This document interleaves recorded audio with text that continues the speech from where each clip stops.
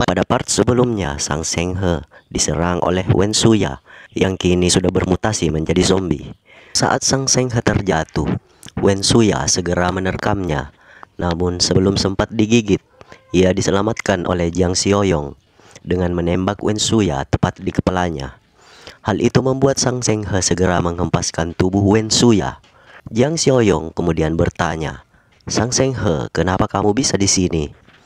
Jiang Xiaoyong, "Tidak kusangka masih bisa melihatmu," ucap Sang Seng He. Jiang Xiaoyong memperhatikan lengan Sang Seng He yang telah digigit sebelumnya. "Kamu telah tergigit?" tanya Jiang Xiaoyong. Dengan wajah pucat dan terlihat pasrah, Sang Seng He mengakui bahwa ia sudah tergigit dan sebentar lagi akan berubah menjadi zombie. Sang Seng He kemudian menjelaskan bahwa Yang Tao menculik istri dan anaknya dan menggunakan mereka untuk memaksanya mencari cara merebut persediaan dari Jiang Xiaoyong.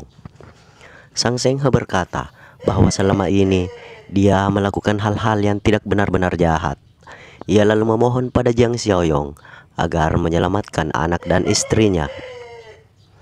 Mendengar ketulusan ucapan Sang Seng He, Jiang Xiaoyong menyetujui untuk menyelamatkan anak dan istri Sang Seng He. Karena selain misi menghabisi zombie yang berkeliaran di luar benteng, sistem juga telah memberinya misi untuk menyelamatkan anak dan istri Sang Seng He. Mendengar persetujuan Jiang Xiaoyong, Sang Seng He berterima kasih sambil bersujud, kemudian meminta Jiang Xiaoyong untuk segera membunuhnya. Namun Jiang Xiaoyong malah meminta San San mengambilkannya sepeda, kemudian menyuruh Sang Seng He pergi menjauh ke tempat terpencil menggunakan sepeda. Di sini Sang Seng He mengerti dan segera pergi meninggalkan tempat itu dengan mengendarai sepeda, di mana beberapa saat kemudian terlihat sebelah mata Sang Seng He telah mulai berubah. Beberapa waktu telah berlalu sejak Sang Seng He meninggalkan Jiang Xiaoyong dan kawan-kawannya. Mereka juga telah selesai membasmi zombie yang berkeliaran di luar benteng. Mereka kemudian menumpuk zombie itu lalu membakarnya. Setelah itu, Jiang Xiaoyong berkata kepada teman-temannya bahwa dengan pengalaman mereka saat ini, 2 atau 3 orang dari mereka seharusnya sudah dapat membunuh zombie sendirian menggunakan senjata tanpa terluka. Akan tetapi, jika mereka menghadapi kelompok kecil atau gerombolan zombie, jelas kalian belum siap. Jiang Xiaoyong kemudian meminta mereka mengikutinya ke gudang senjata dan menyerahkan kunci gudang senjata tersebut kepada Paman Sengbo. Karena Jiang Xiaoyong akan segera ke kota untuk menyelamatkan anak dan istri Sang Seng He yang ditawan oleh Yang Tao. Mengetahui hal itu, Sang Chi meminta agar mereka dan teman-temannya ikut. Namun Jiang Xiaoyong tidak mengizinkannya karena mereka belum siap dan hanya akan menjadi hambatan bagi misi Jiang Xiaoyong. Sebelum pergi, Jiang Xiaoyong berpesan pada Paman Sengbo bahwa ia mengandalkannya. Dengan menaiki mobil dan membawa beberapa perlengkapan senjata, Jiang Xiaoyong segera berangkat. Saat ini Jiang Xiaoyong memeriksa toko sistem, dan ia melihat update toko sistem terlalu lama. Jiang Xiaoyong kemudian memutuskan menekan tombol refresh pada toko sistem, yang segera memperlihatkan jumlah poin dan item yang tersedia di toko sistem. Melihat biaya refresh manualnya naik dari 2 menjadi 4, Jiang Xiaoyong memutuskan untuk lebih berhati-hati ke depannya. Namun ia melihat barang-barang yang tersedia cukup keren dan poinnya cukup untuk ditukar. Seketika ia melihat sebuah kotak misteri dalam toko sistem dan membukanya. Dengan sinar berkilauan ketika box tersebut terbuka, membuat Jiang Xiaoyong terkejut. Namun segera mengetahui bahwa itu adalah reward physical strength enchantment serum plus 5. Dengan meraih serum itu, ia segera menggunakannya hingga membuat kekuatan fisiknya seketika bertambah. Scene berganti di rumah Sang Seng He. Di dalam kamar, istri Sang Seng He menenangkan anaknya yang menangis. Seketika itu, Yang Tao dan salah seorang anak buahnya membuka pintu kamar dan masuk. Istri Sang Seng He terkejut. Ia berkata, "Apa yang ingin kalian lakukan?" Yang Tao kemudian segera memegangi istri Sang Seng He lalu berkata, "Apalagi, tentu saja melakukan sesuatu yang menyenangkan," ucap Yang Tao sambil mulai memaksa istri Sang Seng He. Anak laki-laki Sang Seng He mencoba untuk melepaskan ibunya dari cengkeraman mereka, namun tidak mampu. Lalu karena mendengar keributan, salah seorang dari kawanan yang tahu masuk lalu bertanya, "Ada apa ribut-ribut?" Salah seorang bawahan yang tahu berbalik dan memintanya untuk bergabung. Namun orang yang dipanggil Abang Li itu menyuruh mereka melepaskan istri Sang Seng He karena tugas Sang Seng He belum selesai. Orang itu berkata, "Bukankah kita pernah melakukan hal yang serupa?" Namun Li mengingatkan bahwa mereka sudah mengganggu anak dan istri Sang Seng He. Bagaimana jika dia tidak tahan dan mencoba bunuh diri? Jika dia tidak punya apa-apa lagi untuk kehilangan, dia akan melawan kita sampai mati. Tidak ada yang selamat dari hal itu. Setelah kita urus suaminya, kita akan kembali.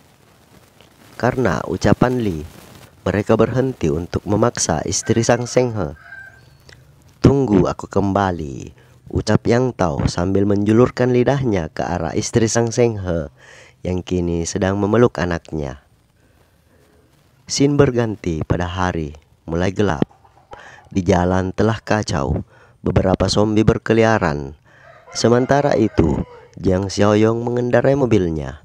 Ia memikirkan staminanya yang telah bertambah secara signifikan. Sementara jalan yang dilaluinya terdapat beberapa zombie berkeliaran. Ia melajukan mobilnya sambil menghindari mobil yang terparkir secara sembarangan. Hingga Jiang Xiaoyong memutuskan untuk berhenti dan keluar dari mobil. Ia memutuskan untuk berjalan kaki karena dengan mengendarai mobil akan memancing perhatian. Saat itu, dari belakang Jiang Xiaoyong terdapat dua zombie menyerang ke arahnya. Namun dengan beberapa gerakan, kedua zombie itu berhasil dihindari. Lalu Jiang Xiaoyong meraih ke dalam inventorinya dan mengambil sebuah golok. Dengan sekali tebas, dua kepala zombie itu terpenggal. Di sini Jiang Xiaoyong merasa bahwa kekuatan dan refleksnya jauh melebihi daripada zombie. Jiang Xiaoyong merasakan kekuatan fisiknya 2 kali lipat dari orang biasa. Ditambah inderanya juga meningkat pesat. Pada saat itu Jiang Xiaoyong mendengar sesuatu dari jarak 800 meter. Yang kemudian sistem mengaktifkan sebuah misi acak. Sementara itu di jarak 800 meter dari tempat Jiang Xiaoyong, terlihat beberapa zombie mencoba menerobos ke dalam bangunan. Di sana terdengar suara memaki, "Sialan, kita dikeroyok." Kita beralih ke dalam gedung, di mana terdapat 4 orang terjebak di sebuah ruangan. Salah satunya adalah seorang wanita dan seorang lagi anak laki-laki yang masih beranjak remaja. Anak laki-laki itu menoleh pada ayahnya sambil bertanya, "Ayah, apakah kita akan mati di sini?" Pria itu berkata pada anak laki-lakinya, "Jangan khawatir, mereka tidak akan bisa masuk. Namun jika mereka masuk, kita hanya bisa pasrah dan menyusul ibumu." Anak itu sontak saja terlihat putus asa dan mengeluarkan tangisnya. Seseorang yang memegang senjata yang sepertinya merupakan seorang anggota polisi. Ia berkata pada ayah anak itu, "Pak Song, apa kamu berpikir sebelum bicara? Jangan mempersulit sesuatu." Ayah anak itu, ia bernama Pak Song. Ia berkata bahwa berpikir sebelum berbicara. "Jika aku bisa begitu, aku sudah jadi manajer properti sekarang." Setelah mendengar Pak Song mengatakan itu, pria itu juga menjadi kehilangan harapan. Ia berkata, "Apa benar kita akan mati di sini?" Namun seketika di luar ruangan kaca itu, mereka melihat kepala salah satu zombie terpenggal sebagian. "Pak Song, kamu dan Sinswan singkirkan barang-barangnya dan jangan buat suara," ucap pria tadi sambil memegang erat senjata di tangannya, selagi Pak Song dan anaknya memindahkan barang-barang yang menghalangi pintu. Setelah pintu terbuka, mereka keluar dan melihat beberapa zombie telah terbantai di lantai. Melihat para zombie itu tergeletak, Pak Song bertanya, Siapakah yang melakukan ini? Anak Pak Song yang bernama Shin Suan berkata, "Mutan, pasti perbuatan Mutan." Dengan menoleh pada anaknya, Pak Song bertanya mengenai Mutan. Shin Suan berkata, "Mutan adalah zombie yang lebih gesit dan kuat dari biasanya. Mereka zombie spesial, seperti di dalam komik, novel, dan game." Mendengar itu, Pak Song memarahi Shin Suan dengan berkata, "Komik, novel, dan game? Pantas saja nilaimu selalu buruk di sekolah." Pria berseragam itu berkata, "Pak Song, IQ-mu benar-benar kurang. Mengapa mengungkit itu sekarang? Cepat, awasi sekeliling. Jangan sampai mutan itu menyerang tiba-tiba. Semuanya awasi sekeliling masing-masing dan bergerak maju." Hingga mereka sampai di sudut tembok, berlahan-lahan memeriksa. Mereka melihat Jiang Xiaoyong, di mana Jiang Xiaoyong sedang melihat notifikasi sistem bahwa misi acaknya telah selesai. Yang seketika itu juga membuat Shin Suan berteriak, "Mutan, itu pasti seorang mutan." Pria berseragam itu berkata bahwa menurutnya pria itu lebih terlihat seperti manusia. Mendengar itu dengan sedikit tertawa, Jiang Xiaoyong menoleh sambil berkata, "Mutan, imajinasimu boleh juga, tapi mutan belum muncul saat ini." Setelah yakin bahwa Jiang Xiaoyong benar-benar manusia, pria berseragam itu mendekat lalu menodongkan pistol ke arah Jiang Xiaoyong. Karena menurutnya terlalu berbahaya berkeliaran di luar sendirian. Dan pada kondisi seperti ini, kau harus berkelompok untuk bertahan hidup. Pria berseragam itu kemudian meminta Jiang Xiaoyong ikut dengan mereka. Jiang Xiaoyong bertanya, "Siapa kalian? Apa jumlah kalian cuma sebegini?" Sambil menoleh kiri kanan, pria berseragam itu menjelaskan bahwa mereka pergi mencari pasokan dan masih ada beberapa penduduk berkumpul di Taman Rong. Mendengar itu, Jiang Xiaoyong berkata, Taman Rongxiang? Kalau tidak salah, ada gedung Jinyu di dekat sini." Pak Song membenarkan bahwa itu ada di seberang jalan. Lalu kemudian Pak Song mengajak Jiang Xiaoyong ikut bersama mereka sambil menjelaskan bahwa Kapten Lee membawa senjata. Dan menurutnya mereka punya pengalaman menghadapi zombie dan bisa melindungi Jiang Xiaoyong. Mendengar itu, Jiang Xiaoyong menyetujuinya dan berterima kasih. Di sini mereka belum tahu kalau MC kita lebih kuat daripada zombie. Singkat cerita, Jiang Xiaoyong mengikuti mereka berjalan di lorong dengan kewaspadaan tinggi. Pak Song bertanya pada Jiang Xiaoyong, "Tadi kamu bertanya tentang Jinyu Mansion, apakah kamu mau bertemu seseorang yang penting?" Jiang Xiaoyong mengiyakan pertanyaan itu. "Apakah saudara atau pacar?" tanya Pak Song kemudian. Namun Jiang Xiaoyong hanya terdiam. Pak Song lalu mendekati Jiang Xiaoyong. Ia kembali berkata, "Ini kan masa kiamat. Orang yang kamu cari mungkin sudah mati. Kamu harus siap mental untuk itu." Di sini Kapten Lee juga membuka suara. Ia berkata, "Iya, kalau mereka tidak mati karena Revenger, mereka bisa saja." Sambil mendengus, Kapten Lee menyebut mereka bangsat. Mendengar Jiang Xiaoyong penasaran, Kapten Lee menjelaskan bahwa ada sekelompok preman yang bersembunyi di area Binyu Mountain, Pila Timur kota. Mereka tidak ragu menyakiti orang demi bertahan hidup. Kami pernah bertemu mereka, banyak teman kami tewas di tangan mereka. Sudahlah, intinya kita harus waspada kalau bertemu penyintas lain. Saat itu, tiba-tiba, "Paman Lee, hati-hati!" teriak Shin Suan seketika. Dari belakang Kapten Lee terdengar zombie yang menyerang. Lalu dengan cepat, Kapten Lee menembak kepala zombie itu. Tembakan itu menarik perhatian zombie lainnya. Dengan situasi itu, Kapten Lee mencoba menenangkan diri. Melihat bus yang terparkir, Kapten Lee menyarankan mereka berlari menuju bis itu. Di sini Jiang Xiaoyong tersenyum. Ia bergumam, lari sembarangan bisa menarik banyak zombie, tapi bus itu merupakan tempat tertutup. Bagus untuk pertahanan, namun masalahnya kalau jatuh tak ada tempat mundur.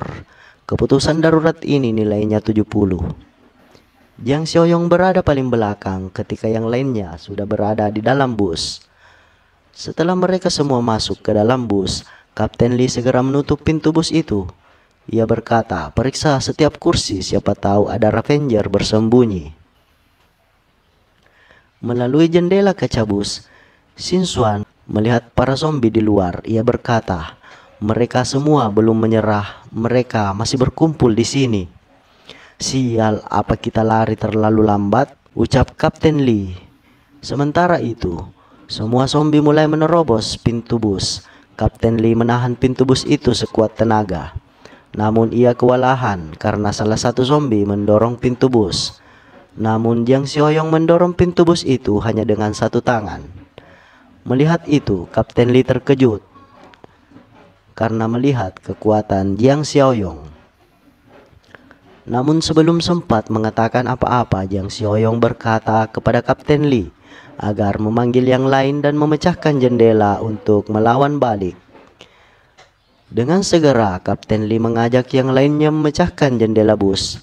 Setelah jendela bus pecah, segera Pak Song menggunakan tongkat besi untuk menghajar para zombie. Karena senjata yang mereka gunakan kurang efisien, hanya Kapten Lee saja yang memiliki pistol. Kapten Lee berkata, dengan banyaknya Revenger, peluru ini tidak akan cukup. Namun Kapten Lee mendengar suara Jiang Xiaoyong. Ia berkata, pakai ini. Kapten Lee segera menoleh ke arah Jiang Xiaoyong yang memegang crossbow. Ia bertanya, dari mana Jiang Xiaoyong mendapatkannya? Sambil melemparkan crossbow itu kepada Kapten Lee, Jiang Xiaoyong hanya mengatakan bahwa ia mengambilnya secara sembarangan. Tanpa berpikir panjang, Kapten Lee segera memakai crossbow itu untuk membantai para zombie.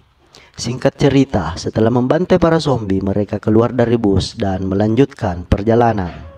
Mengingat mereka lolos 2 kali dari cengkeraman para zombie, Shin Xuan berkata, kita telah selamat 2 kali dari bahaya. Ini bukan kebetulan, kita adalah orang terpilih di hari kiamat ini. Mendengar itu, Jiang Xiaoyong mengatakan agar tetap waspada dan jangan lakukan hal ceroboh lagi. Shin kemudian berganti di dalam benteng Jiang Xiaoyong pada malam harinya. Paman Sembo mendoakan agar urusan Jiang Xiaoyong lancar. Yiming kemudian mengajukan diri untuk berjaga malam itu. Paman Sembo menyetujui Yiming untuk berjaga dan menyuruh yang lainnya untuk istirahat, seraya mengingatkan Yiming untuk segera membangunkan semuanya jika terjadi sesuatu. Waktu kemudian telah berlalu setelah malam mulai larut. Terlihat Yiming sedang berjaga dan yakin bahwa semua orang sudah mulai tertidur. Yiming mulai menjalankan aksinya sebelum Jiang Xiaoyong kembali. Yiming memasuki kamar Paman Sembo yang sedang tertidur pulas, dan di sampingnya terdapat kunci gudang senjata. Dengan mengendap-endap, Yiming masuk ke dalam kamar Paman Sembo untuk mengambil kunci itu. Saat Yiming mengambil kunci itu, Paman Sembo tiba-tiba terbangun. Apa yang kamu lakukan? Teriak Paman Sembo terkejut. Menyadari dirinya telah ketahuan, Yiming memukul wajah Paman Sembo. Lalu dengan segera berlari, Yiming mengambil kunci gudang persenjataan itu. Paman Sembo berteriak, Yiming, segera kembalikan kunci itu. Teriakan itu membuat yang lainnya terbangun. San San bertanya, ada apa ini? Sambil meringis kesakitan memegang wajahnya, Paman Sembo berkata, Yiming telah mengambil kunci ruang senjata, cepat hentikan dia. Mendengar itu, mereka segera mengejar Yiming sambil menyuruhnya berhenti. Namun Yiming terus berlari dan menghalangi mereka dengan menjatuhkan kursi dan meja. Kemudian Yiming berbelok memasuki ruang isolasi di mana Cheng Chong yang telah bermutasi dirawat. Yiming berniat melepaskan Cheng Chong untuk mempersulit situasi Shang-Chi dan yang lainnya. Namun ketika Yiming baru saja ingin melepaskan ikatan Cheng Chong berontak dan melepaskan diri. Hal itu membuat Yiming terkejut dan bertanya-tanya, mengapa ikatan di tangannya longgar? kemarin masih terikat rapi. Namun Yiming merasa jika seperti itu dia tidak perlu repot-repot untuk melepasnya. Shang-Chi dan yang lainnya segera menyusul. Mereka berhenti ketika melihat Yiming telah melepas Cheng Chong dari ruang perawatan. Shang-Chi berkata, "Sial, apa dia mau kita semua mati?" Di sana Cheng Chong telah berdiri tegak. Paman Sembo menyarankan agar mereka terlebih dahulu harus mengamankan Cheng Chong kembali ke ruang perawatan dan melakukan seperti yang telah diajarkan oleh Jiang Xiaoyong sebelumnya dan berhati-hati agar tidak tergigit. Lalu dengan kekompakan mereka tanpa mengalami kesulitan, mereka telah berhasil memasukkan Cheng Chong kembali ke ruang perawatan dan segera menutup pintunya. Mereka semua merasa tidak terlalu sulit untuk mengatasi Cheng Chong. Paman Sengbo segera teralihkan pada Yiming. Ia berkata, "Sial, bocah itu pasti sudah mendapatkan senjatanya." Mendengar itu, Yiming muncul dari balik tembok dan berkata, "Siapa yang kau sebut bocah?" ucap Yiming sambil memegang senjata di tangannya. Di sini Yiming berkata, "Sial, di mana Jiang Xiaoyong menyembunyikan senjatanya? Yang aku temukan cuma ini, tapi itu sudah cukup untuk menghadapi kalian. Setelah membereskan kalian, aku akan cari dengan santai." Sambil menyodongkan senjata, Yiming memerintahkan mereka agar masuk di ruang perawatan itu di mana Cheng Chong berada. "Yiming, apa yang kau lakukan? Jiang Xiaoyong sudah menyelamatkan nyawa kita," ucap Shang-Chi. Namun Yiming berkata bahwa budi besar adalah beban besar. Dia menyelamatkan nyawa kita, dan sekarang mungkin kita akan menjadi budaknya seumur hidup. Paman Sengbo berkata, "Ada saja orang yang lahir yang tidak tahu berterima kasih, seperti serigala yang tidak bisa dijinakkan." "Liu Yiming, jangan lakukan ini," ucap si kacamata. "Diam dan lakukan apa yang aku minta," ucap si Yiming dengan ketus sambil memaksa mereka masuk ke ruang perawatan. Namun dari dalam ruang perawatan, Cheng Chong telah mengawasi Yiming melalui kaca jendela. Hal itu membuat Cheng Chong bereaksi. Scene berganti di tengah kota di Taman Rongxiang. Terlihat Jiang Xiaoyong, Kapten Li, dan Pak Song.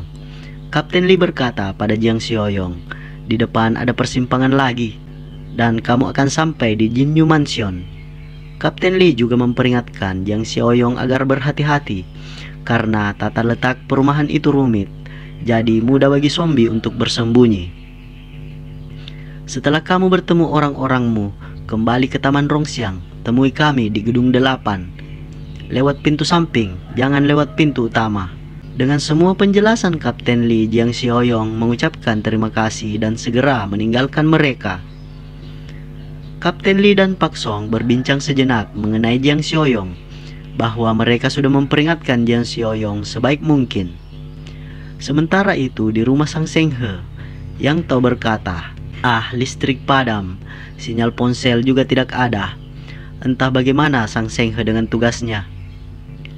Mereka kemudian bercakap-cakap mengenai Sang Senghe dan mengira bahwa kemungkinan Sang Senghe telah mati.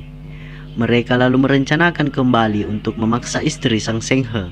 Namun salah seorang dari mereka melihat keluar jendela, di mana zombie yang tadinya banyak berkeliaran di luar, kini tiba-tiba telah tergeletak mati. Orang itu kemudian keluar memeriksa.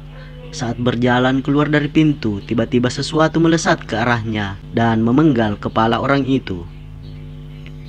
Sementara itu, Yang Tao dan yang lainnya telah memasuki kamar di mana istri dan anak Sang Senghe berada.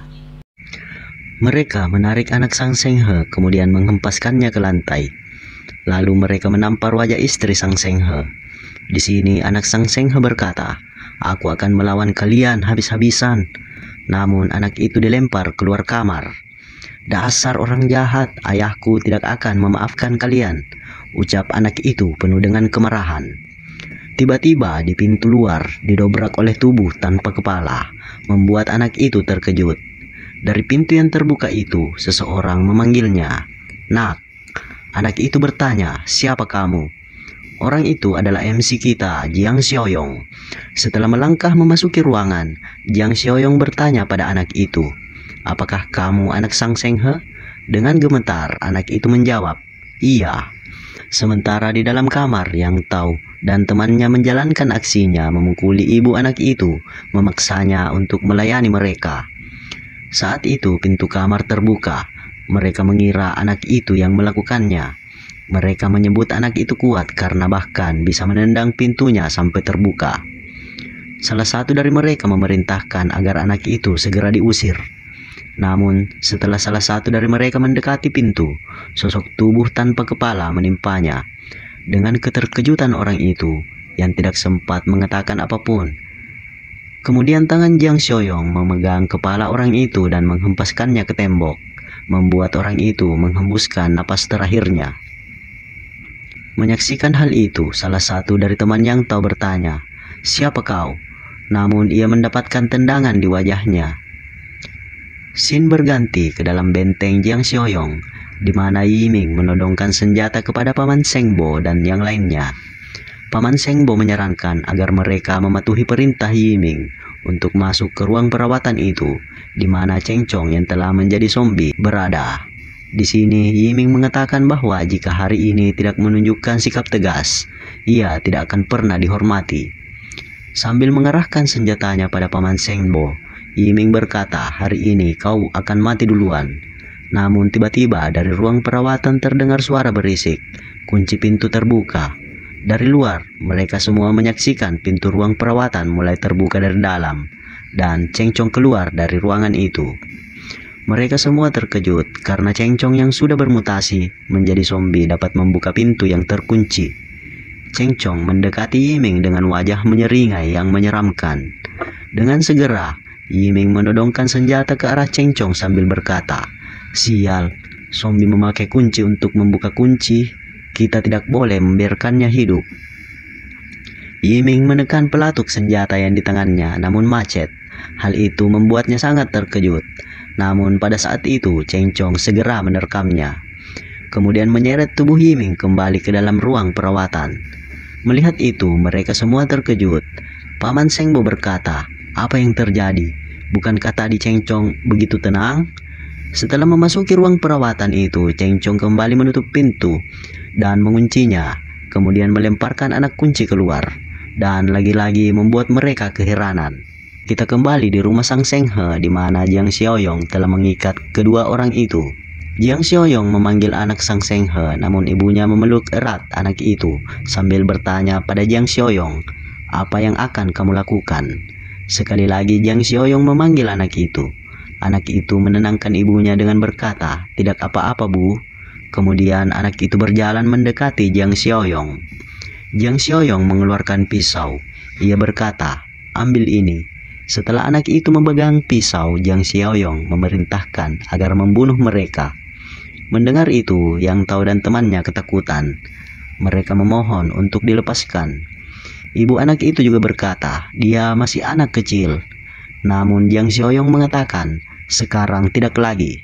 Sekarang kamu satu-satunya pria yang bisa melindungi ibumu. Kumpulkan keberanianmu dan bunuh orang-orang yang menyakitinya." Dengan mengingat perlakuan orang-orang itu terhadap ibunya, dengan segenap keberaniannya, anak itu memegang pisau dengan erat, menghujamkan pisau itu kepada Yang Tao dan temannya hingga mereka terkapar. Dengan terisak, anak itu tertunduk menangis. Ibunya memanggil namanya Xiao Shua. Xiao Shua menoleh pada Jiang Xiaoyong dan bertanya, "Paman, apa mereka juga yang membunuh ayahku?" Jiang Xiaoyong membenarkan pertanyaan itu. Xiao Shua menjatuhkan pisau yang berlumuran cairan merah dan berlari ke pelukan ibunya sambil menangis. Ibunya mengatakan kepada Jiang Xiaoyong agar membawa Xiao Shua bersamanya. Namun Xiao Shua berkata, "Tidak, Bu. Aku akan bersamamu. Aku ingin melindungimu. Kalian berdua ikut aku. Aku berjanji pada Sang Seng He untuk menjaga kalian," ucap Jiang Xiaoyong. Beberapa saat kemudian mereka telah keluar dari rumah itu. Terlihat anak dan istri Sang Seng He mengikuti Jiang Xiaoyong dengan masing-masing membawa senjata. Xiao Shua memegang pisau dan ibunya memegang golok. Di sini Jiang Xiaoyong juga memegang senapan. Setelah berada di luar rumah, melihat banyak zombie telah mati, ibu Xiao Shua bertanya, "Siapakah yang telah membunuh zombie sebanyak ini?" Jiang Xiaoyong menjawab, "Itu aku." Kemudian Jiang Xiaoyong menghentikan langkah mereka lalu bertanya pada istri Sang Senghe yang sekarang dipanggilnya kakak ipar. Jiang Xiaoyong bertanya lokasi gedung 8 di Taman Rongxiang. Istri Sang Senghe mengatakan bahwa gedung 8 Taman Rongxiang seharusnya berada di arah yang kamu lihat itu. Di depan sebuah gedung telah berdiri beberapa orang yang membawa golok dan pentungan. Beberapa orang dari mereka juga membawa senjata api. Salah satu dari mereka berkata, "Jangan khawatir, kami akan mendistribusikan persediaanmu secara real." Orang itu juga memerintahkan wanita di bawah 40 tahun untuk mengikuti mereka. Itu adalah gedung 8, di mana di dalamnya terdapat Kapten Lee dan orang-orang yang bersamanya. Orang yang memegang crossbow berkata, "Apa yang harus kita lakukan? Apa kita harus menyerah?" Tidak, orang-orang ini tidak akan menepati janjinya. Pada akhirnya, hanya Yu Yuran dan Hao Fang yang akan selamat, ucap Kapten Lee yang seketika tersentak mendengar seseorang dari luar berteriak memberi mereka waktu 10 menit. Jika tidak, maka tidak akan ada orang yang akan selamat. Mendengar itu, salah satu wanita yang Kapten Lee sebutkan tadi berkata, "Mungkin kita berdua harus keluar dan memohon kepada mereka." Namun, yang lainnya menolak dan tidak ingin menjadi mainan mereka. Kapten Lee menyuruh mereka agar tidak berisik, seraya memberikan mereka semangat dengan mengatakan bahwa mereka tidak akan kompromi dan menjaga lorong agar mereka tidak bisa lewat. Sementara itu, di luar gedung, komplotan itu masih bersiap. Salah satu dari mereka mengatakan, "Kita mungkin punya senjata yang baik, tapi pemimpin mereka punya senjata api. Jika mereka harus bersembunyi, kita tidak bisa memaksa masuk." Salah seorang dari mereka yang juga memegang senjata api, yang sepertinya merupakan pimpinan dari komplotan itu, ia berkata, "Tidak usah memaksa masuk. Kalian matikan pasokan air utama di lantai dasar. Aku ingin melihat berapa lama mereka bisa bertahan." Sementara itu, di seberang jalan, Jiang Xiaoyong bersama anak dan istri Sang Senghe sedang mengamati komplotan itu. Xiao Shua bertanya pada Jiang Xiaoyong, "Paman, apa mereka orang-orang jahat?" Jiang Xiaoyong mengiyakan pertanyaan itu dan menjelaskan bahwa mereka sama dengan orang-orang yang mengganggumu dan ibumu, ucapnya sambil membidik ke arah komplotan itu dengan senapannya. Di dalam gedung, Kapten Lee menyuruh mereka menjaga tangga, sedangkan dia sendiri berniat melihat apa yang para komplotan itu lakukan di bawah. Dengan mengendap-endap, Kapten Lee menuju jendela dan mengintai keadaan di bawah. Kapten Lee melihat komplotan mereka dari atas. 7 dari mereka bersenjata lengkap dan 3 di antaranya memiliki senjata api.